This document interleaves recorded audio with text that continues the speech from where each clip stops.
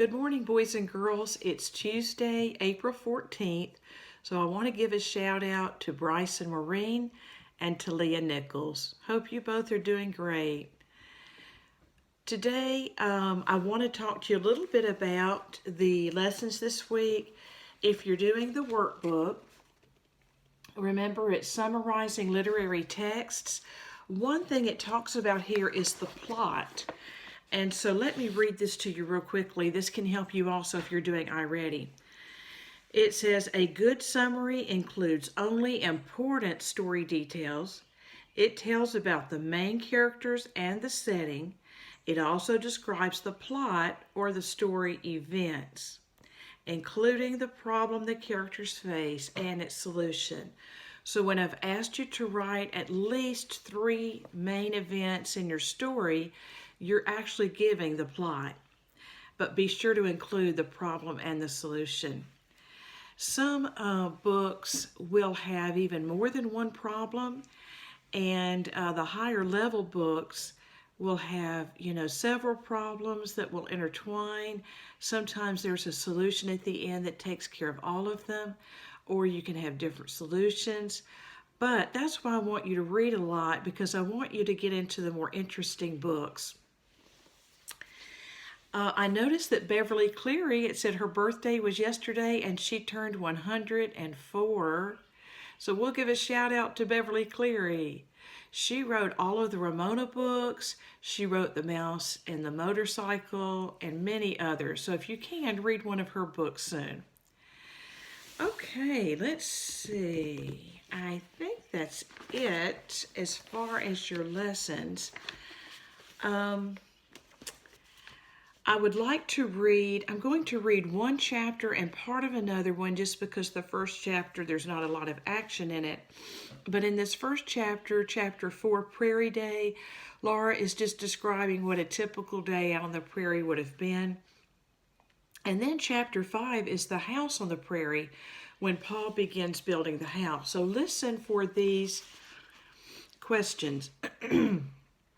Number 1, what job did Mary and Laura do in the first chapter I'm going to read?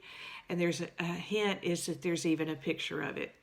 Number 2, what did the gophers do when Mary and Laura tried to touch them?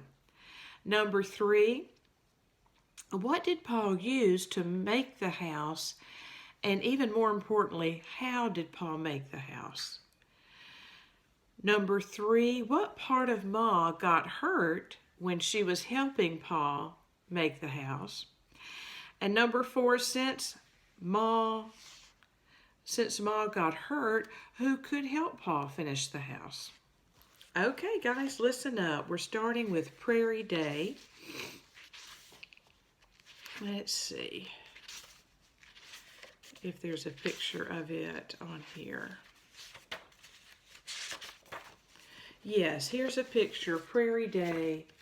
This is before the home is built, so you can see that they're just sitting out on the ground eating.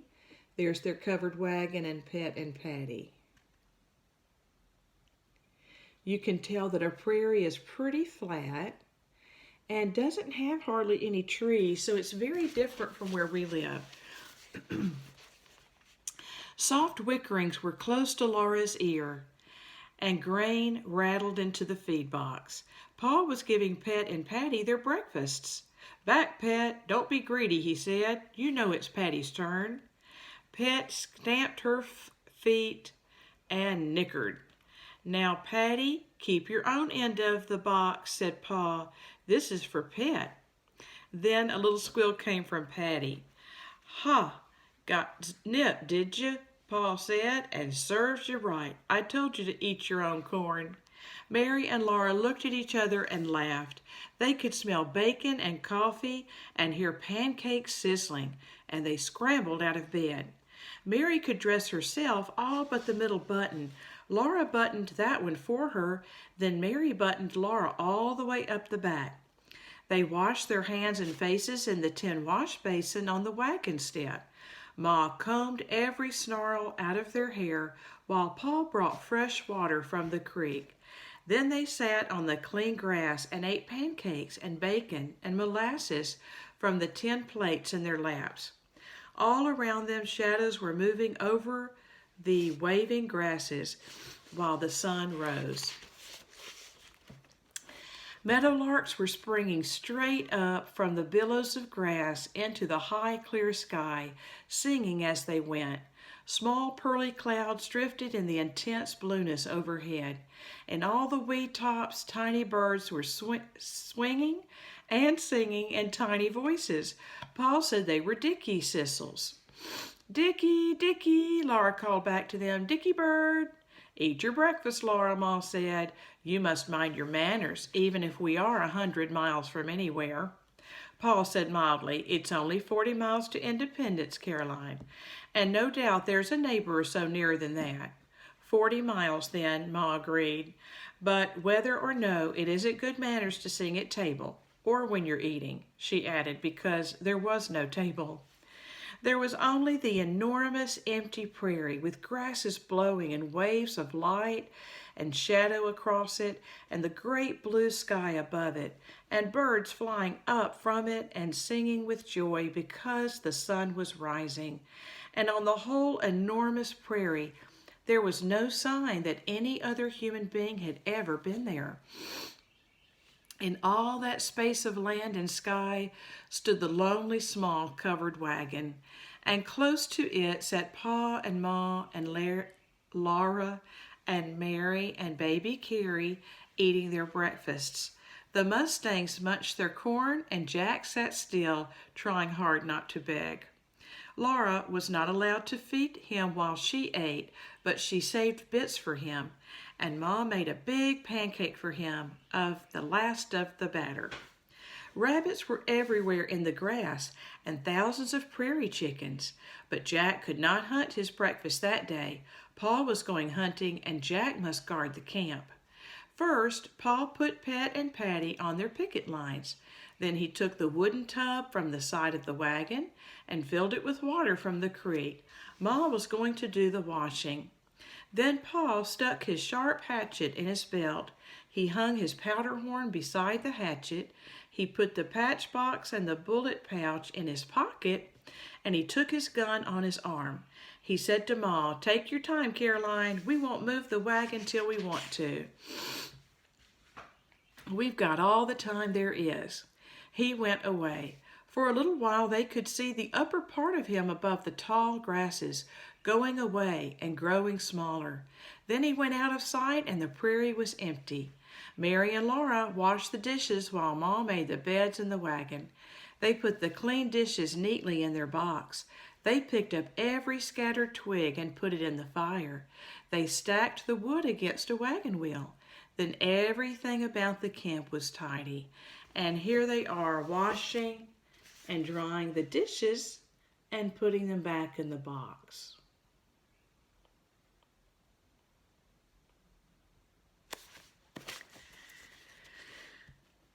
Ma brought the wooden pannikin of soft soap from the wagon. She kilted up her skirts and rolled up her sleeves, and she knelt by the tub on the grass. She washed sheets and pillowcases and white underthings. She washed dresses and shirts, and she rinsed them in clear water and spread them on the clean grass to dry in the sun. Mary and Laura were exploring. They must not go far from the wagon, but it was fun to run through the tall grass in the sunshine and wind. Huge rabbits bounded away before them. Birds fluttered up and settled again. The tiny dicky birds were everywhere, and their tiny nests were in the tall weeds. And everywhere were little brown striped gophers. These little creatures looked soft as velvet. They had bright round eyes and crinkling noses and wee paws. They popped out of holes in the ground and stood up to look at Mary and Laura. Their hind legs folded under their haunches, their little paws folded tight to their chests, and they looked exactly like bits of dead wood sticking out of the ground. Only their bright eyes glittered. Mary and Laura wanted to catch one to take to Ma. Again and again, they almost had one. The gopher would stand perfectly still until you were sure you had him this time. Then, just as you touched him, he wasn't there. There was only his round hole in the ground. Laura ran and couldn't catch one. Mary sat perfectly still beside a hole, waiting for one to come up, and just beyond her reach, Gopher scampered merrily, and Gopher sat up and looked at her, but not one ever came out of that hole. Here's a picture of Mary waiting patiently, and the gophers are behind her, but they won't come out of the hole she's waiting on. And, of course, Laura's personality is a bit different. She decides to chase after them, but she is unsuccessful also. Once a shadow floated across the grass and every gopher vanished. A hawk was sailing overhead. It was so close that Laura saw its cruel round eye turn downward to look at her. She also saw its sharp beak and its savage claws curled ready to pounce. But the hawk saw nothing but Laura and Mary and round empty holes in the ground. It sailed away looking somewhere else for its dinner. Then all the little gophers came up again. It was nearly noon then. The sun was almost overhead. So Laura and Mary picked flowers from the weeds, and they took the flowers to Ma instead of a gopher. Ma was folding the dry clothes.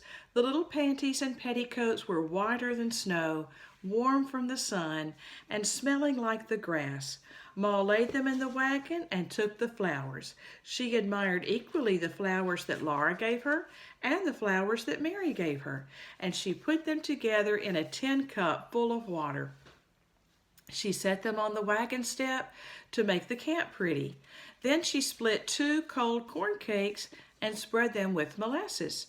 She gave one to Mary and one to Laura. That was their dinner, and it was very good. "Where is a papoose, Ma?" Laura asked. "Don't speak with your mouth full, Laura," said Ma.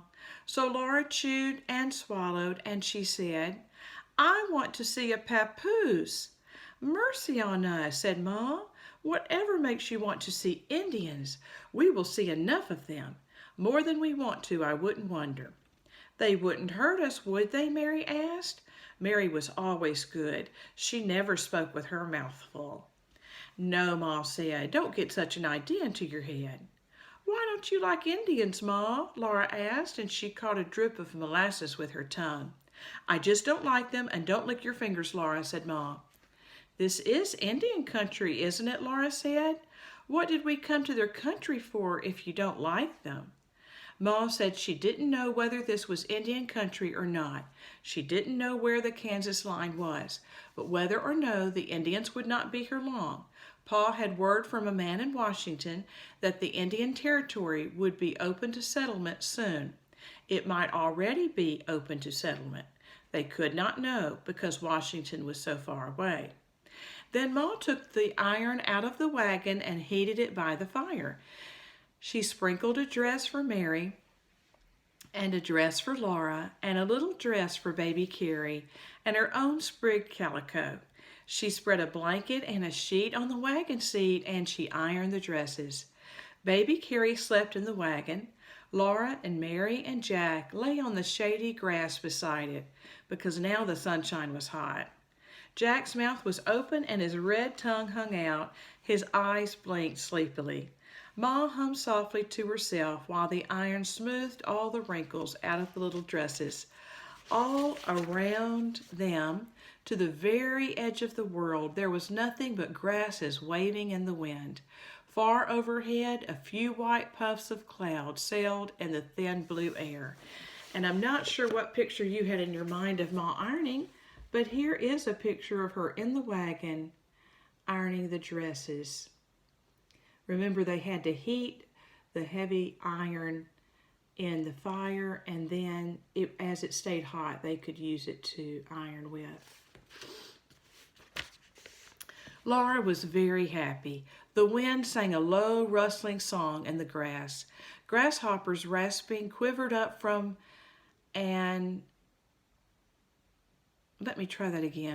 Grasshoppers rasping quivered up from the immense prairie.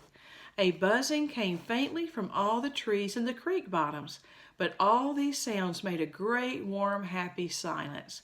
Laura had never seen a place she liked so much as this place. She didn't know she had gone to sleep until she woke up. Jack was on his feet, wagging his stump tail. The sun was low, and Pa was coming across the prairie. Laura jumped up and ran, and his long shadow stretched to meet her in the waving grasses. He held up the game in his hand for her to see. He had a rabbit, the largest rabbit she had ever seen, and 2 plump prairie hens. Laura jumped up and down and clapped her hands and squealed. Then she caught hold of his other sleeve and hippity-hopped through the tall grasses beside him. "This country's cram-jammed with game," he told her. "I saw 50 deer if I saw one, and antelope, squirrels, rabbits, birds of all kinds. The creek's full of fish." He said to Ma, "I tell you, Caroline, there's everything we want here. We can live like kings." That was a wonderful supper. They sat by the campfire and ate the tender, savory, flavory meat till they could eat no more. When at last Laura set down her plate, she sighed with contentment. She didn't want anything more in the world. The last color was fading from the enormous sky, and the level land was shadowy. The warmth of the fire was pleasant because the night wind was cool. Phoebe birds called sadly from the woods down by the creek fire. For a little while a mockingbird sang. Then the stars came out, and the birds were still. Softly, Pa's fiddle sang in the starlight. Sometimes he sang a little, and sometimes the fiddle sang alone. Sweet and thin and far away, the fiddle went on singing. "None knew thee but to love thee, thou dear one of my heart." The large bright stars hung down from the sky. Lower and lower they came, quivering with music. Laura gasped, and Ma came quickly. "What is it, Laura?" she asked, and Laura whispered, "The stars were singing."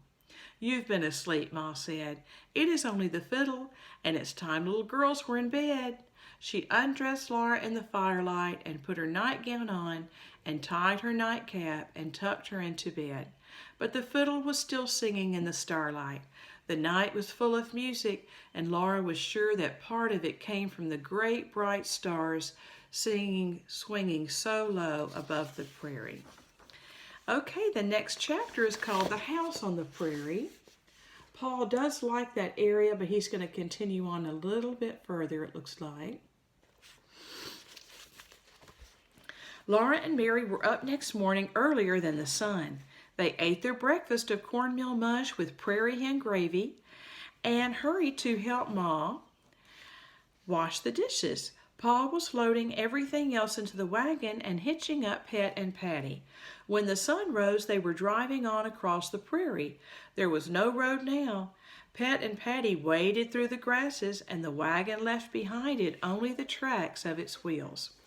Before noon, Paul said, "Whoa!" The wagon stopped. "Here we are, Caroline," he said. "Right here we'll build our house." Laura and Mary scrambled over the feed box and dropped to the ground in a hurry. All around them was nothing but grassy prairie spreading to the edge of the sky.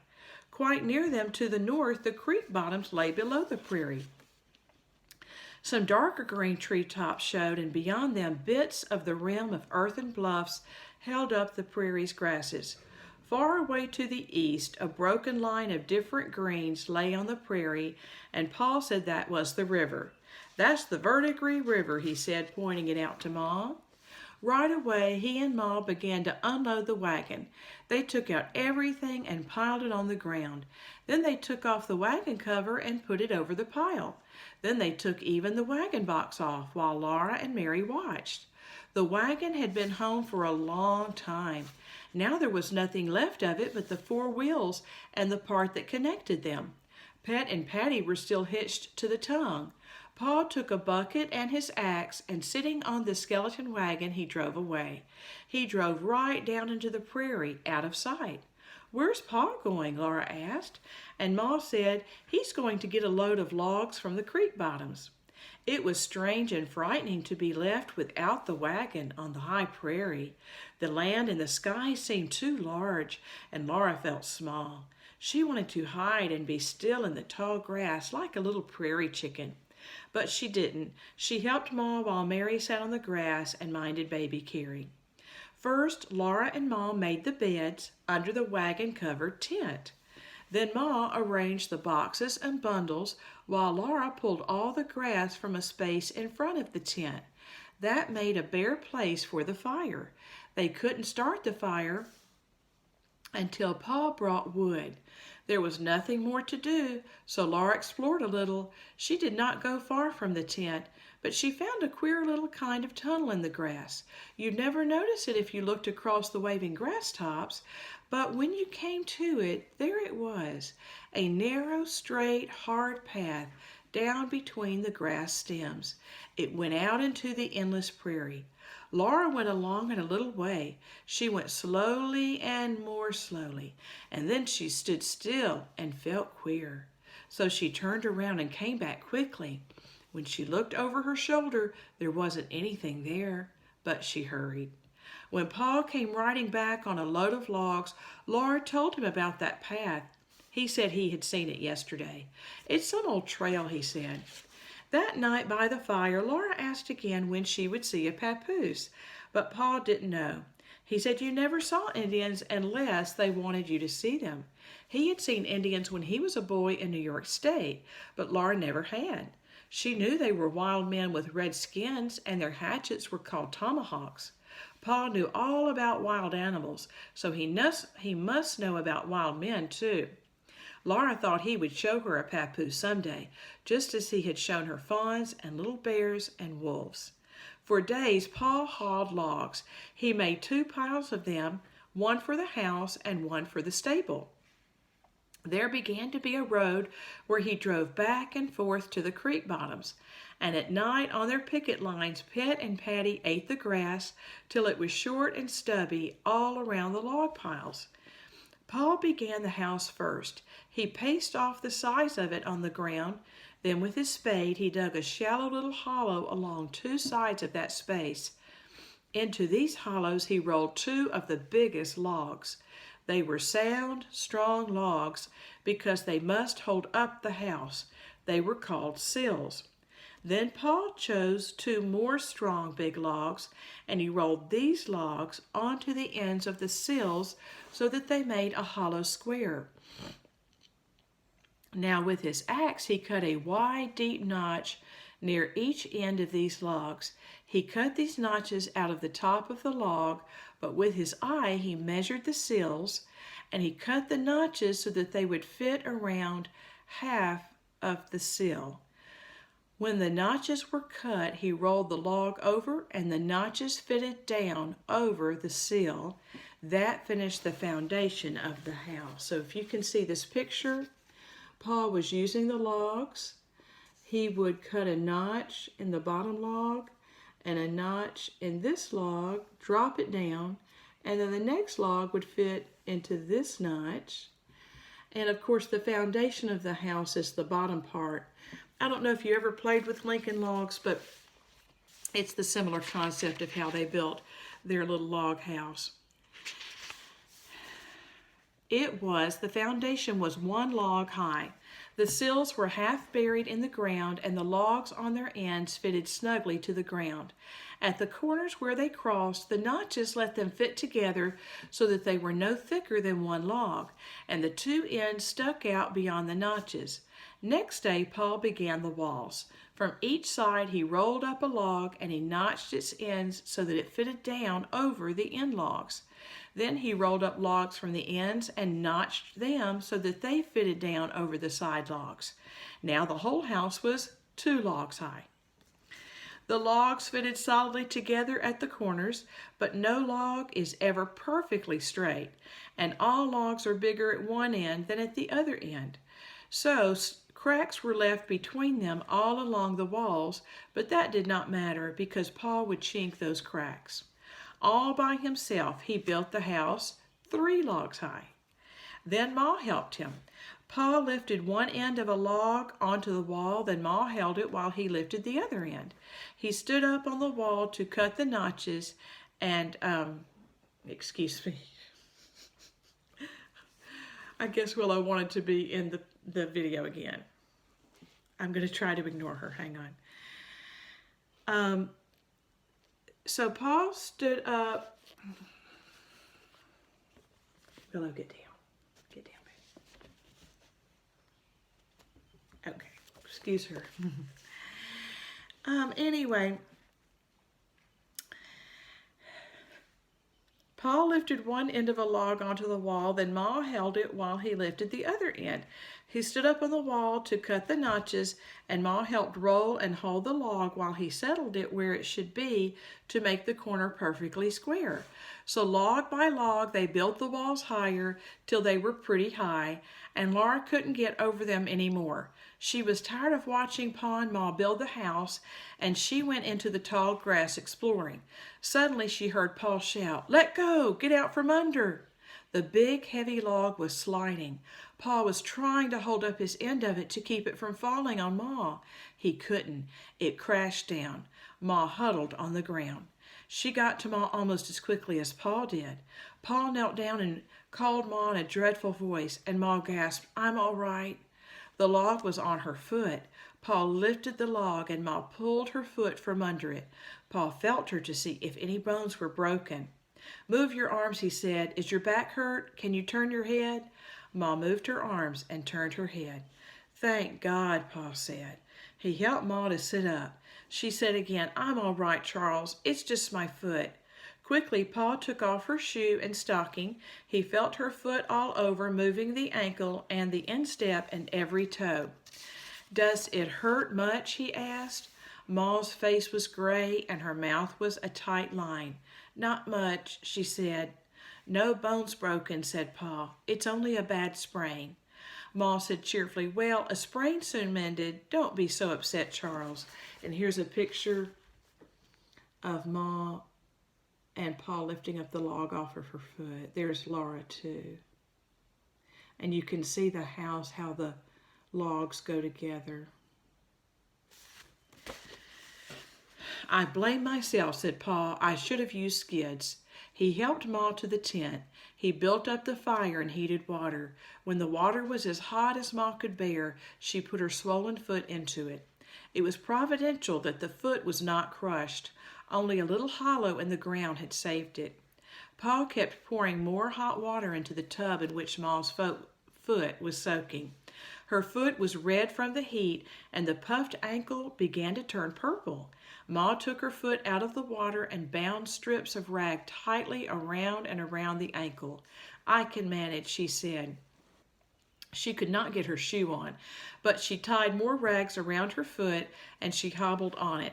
She got supper as usual, only a little more slowly, but Pa said she could not help to build the house until her ankle was well. He hewed out skids. These were long, flat slabs. One end rested on the ground and the other end rested on the log wall.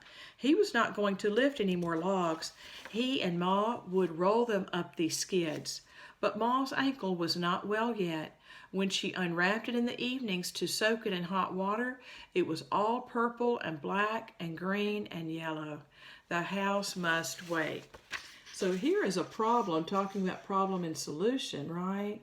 Ma can't help make the house anymore because her foot got hurt. So we're about to read about the solution.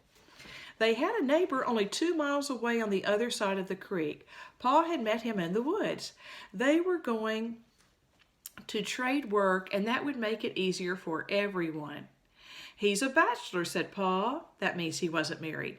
"And he says he can get along without a house better than you and the girls can. So he's going to help me first.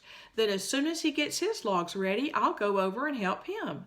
They need not wait any longer for the house, and Ma need not do any more work on it. "How do you like that, Caroline?" Pa asked joyfully, and Ma said, "That's good, Charles. I'm glad." Early next morning, Mr. Edwards came. He was lean and tall and brown. He bowed to Ma and called her ma'am politely, but he told Laura that he was a wildcat from Tennessee. He wore tall boots and a ragged jumper and a coonskin cap, and he could spit tobacco juice farther than Laura had ever imagined that anyone could spit tobacco juice. He could hit anything he spit at, too. Laura tried and tried, but she could never spit so far or so well as Mr. Edwards could. Okay, Ma probably wouldn't have appreciated Mr. Edwards for teaching Laura to spit, right? And we've got a new character introduced finally, Mr. Edwards, the neighbor. So we'll stop there and continue with that chapter tomorrow and then do the chapter following. Be sure you have your piece of paper ready for the questions. Number 1, what job did Mary and Laura do at the beginning of the first chapter? And there was even a picture of it.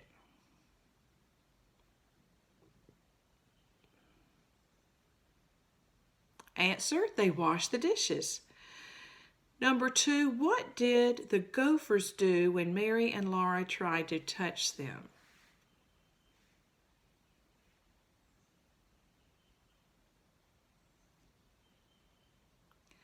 When Mary tried to touch them, they would pop back down in their holes. And when Laura tried to touch them, they just ran away from her. But either one of those answers is okay. You didn't have to do both. Number 3, what part of Ma got hurt when I'm sorry, hang on. That's the wrong question. Number 3, what did Paul use to make the house and how did he make it?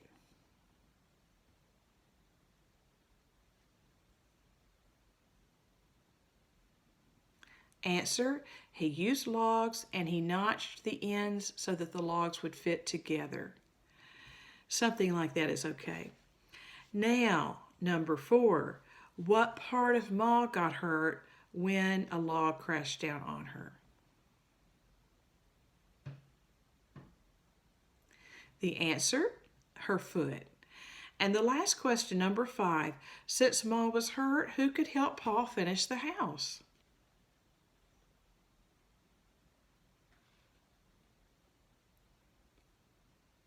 The answer is Mr. Edwards, their neighbor. Have a good day, guys. I'll talk to you tomorrow.